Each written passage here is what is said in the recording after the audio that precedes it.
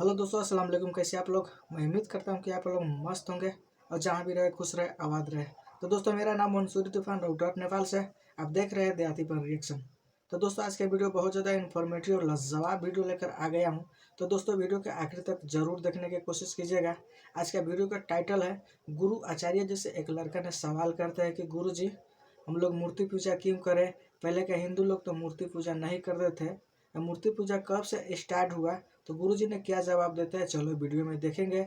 उसके बाद देखेंगे मुफ्ती नादिम साहब के वीडियो, जो कि बहुत ज़्यादा लॉजिकल होते हैं, बहुत इंटरेस्टिंग भी होते हैं। तो चलो दोस्तों, देर न करते हुए वीडियो को स्टार्ट करते हैं अब।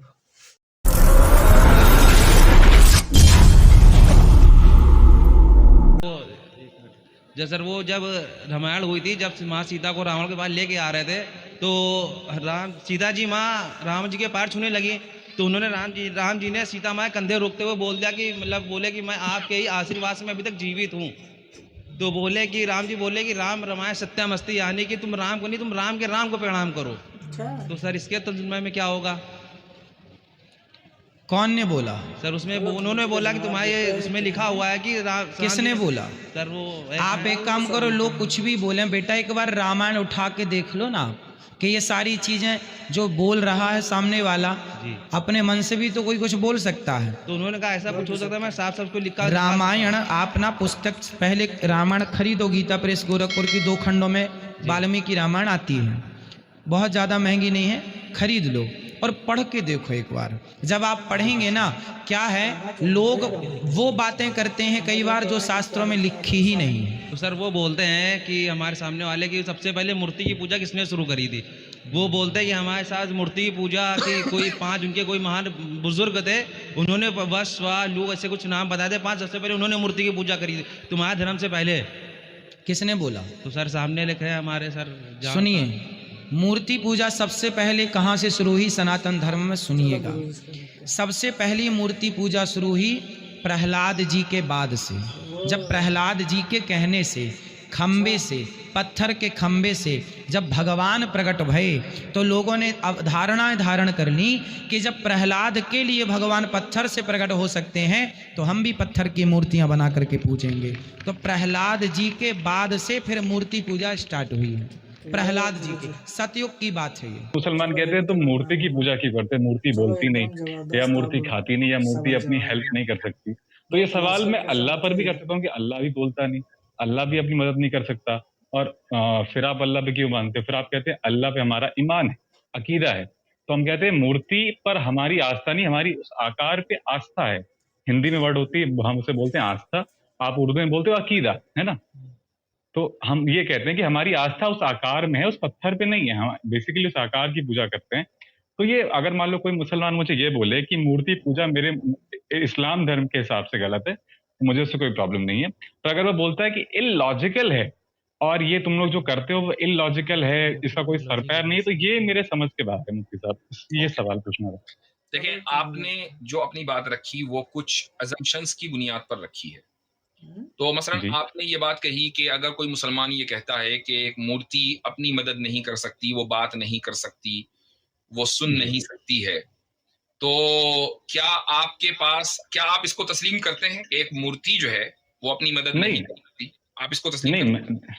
नहीं करता मैं तस्लीम इसको। मुझे लगता है मेरी आस्था, मतलब देखिए, मैंने आपको शुरू कहा कि अभी मैं भी अपनी आस्था साइड में रख दूं, आप भी अपनी आस्था साइड में रख लें। ओके जी बिल्कुल। Let's talk on rational ground. कि क्या हम किसी मूर्ति के बारे में, कोई भी मूर्ति हो, कोई भी स्टैच्यू हो, वो गांधी जी का मुजस्समा क्यों ना हो, ठीक है जी, क्या एक मूर्ति अपनी मदद आप और कर सकती है, या बात सुन सकती है, या कर सकती है? देखिए, इसका जवाब वही होगा कि जो मैं सवाल आपको करूंगा अल्लाह के बारे में, जो अगर अल्लाह कर सकते हैं मूर्ति भी कर सकती है। वहां पर भी आएंगे ना। आपके सामने मूर्ति है, आपके घर में यकीनन मूर्ति होगी, आप जहां भी काम करते होंगे वहां पर होगी। क्या आपने कभी किसी मूर्ति को बात करते हुए, सुनते हुए, मदद करते हुए देखा है? रोबोट की बात नहीं हो रही है, ठीक है? नहीं, देखो, ये तो क्लियर कह रहा हूँ, एक पत्थर की मूर्त नहीं ना बोल सकती है। अगर उसमें आस्था नाम की वो अकीदा ना हो तो वो नहीं बोल सकती। आप आस्था हटा दीजिए। ऑब्वियसली पत्थर की मूर्ति कैसे बोलेगी? हाँ, नहीं बोल सकती, नहीं बोल रही है। अच्छा, वो पत्थर की मूर्ति आपके सामने है, ठीक है, आपको अपनी आंखों से नजर आ रहा है कि भाई पत्थर की जी। मूर्ति है, उसके ऊपर आप कुछ डाल दें, उसके ऊपर कुछ बैठ जाए, कोई मक्खी बैठ जाए, वो हटा नहीं सकेगी, व्हाटएवर, ठीक है, जी। आपसे वो जी। गुफ्तगू नहीं कर सकेगी, आपकी बात सुन नहीं सकेगी, कुछ नहीं हो जी। सकेगा, ये सब आपको पता है, ठीक है। जी। यहाँ तक तो आपकी जो और मेरी जो नॉलेज है ना, वो दोनों जी। दोनों की नॉलेज डेफिनेटिव है, यानी इसमें कोई शक की गुंजाइश नहीं है। तो ये तो अल्लाह पर भी अप्लाई होता है ना सर? अब आप तो आ अगर जाए आप अल्लाह वो के ऊपर, अब आप आ जाए अल्लाह के ऊपर। हाँ जी। क्या आपको डेफिनेटिवली पता है कि अल्लाह ताला अपनी मदद नहीं कर सकता? क्या आपको डेफिनेटिवली पता है कि अल्लाह बोल नहीं सकता, सुन नहीं सकता? जब तक आप साबित नहीं करते, हाँ, बिल्कुल पता है डेफिनिटली। जब अच्छा, तक आप साबित नहीं करते, मैं बिल्कुल यानी बोलूँगा हाँ। यानी absence of argument is an argument according to you. तो ये चीज़ तो मुफ्ती साहब देखिए, आपने कहा आस्था से हटकर, तो आपकी भी अरे आस्था के बीच में आ रही है ना? नहीं, एक मिनट, आप खुद ये मान के चल रहे हैं कि आपने अभी तक साबित नहीं किया, तो इसका मतलब ये है कि आपके पास दलील नहीं है। तो जब एक दलील मिनट नहीं सुनिए। है, देखिए अच्छा आपकी सुनिए, मूर्ति के होल्ड ऑन, आपकी हाँ, मूर्ति के ठीक। अपना मदद न करने या बोलने और न सुनने के ऊपर तो आपने खुद इकरार कर लिया कि मूर्ति करती नहीं। अच्छा, अब जी, चूंकि बिल्कुल। मूर्ति एक हमारे फिजिकल वर्ल्ड में है, तो फिजिकल जी। वर्ल्ड में जो चीज है हम उसको अपने ऑब्जर्वेशन के जरिए जांच सकते हैं, तो हमारे पास एक दलील है, डेफिनेटिव नॉलेज है कि भाई मूर्ति जी। ये काम नहीं कर सकती। अल्लाह ताला हमारे फिजिकल वर्ल्ड का हिस्सा नहीं है, ठीक है। जब वो हमारे फिजिकल जी। वर्ल्ड का हिस्सा नहीं है तो फिजिकल लॉज उसके ऊपर अप्लाई नहीं होंगे, तो आप ये नहीं कह सकते कि मुझे दिखाओ तो मैं मानूंगा। देखिए, अगर अल्लाह ताला, अगर आप अच्छा, कहते हैं अल्लाह ताला, सुनिए। उसके हाँ, उसके अपने मदद करने या दूसरे के मदद ना करने के ऊपर आपके पास कोई दलील नहीं है सिवाय इसके कि आपको पता नहीं है, तो आपका पता न होना दलील तो हो नहीं सकती। देखिए, मैंने आपको शुरू में ही कहा कि अगर मैं आस्था के बेसिस पर ना मानूं, तो बिल्कुल सही बात बोली कि आपने कि एक मूर्ति अपनी हेल्प नहीं कर सकती। पर ये सेम चीजें अल्लाह पर भी अप्लाई होती हैं जब तक अल्लाह करता नहीं। अगर आप कहते हैं कि अगर एब्सेंस ऑफ प्रूफ है, तो ये चीज मैं अपनी मूर्ति पर भी लगा सकता हूँ भाई, कि एब्सेंस ऑफ प्रूफ में आप ये साबित नहीं कर सकते कि मूर्ति अपनी हेल्प नहीं कर सकती। नहीं, एक्सेस ऑफ प्रूफ नहीं है रमा, प्रूफ है।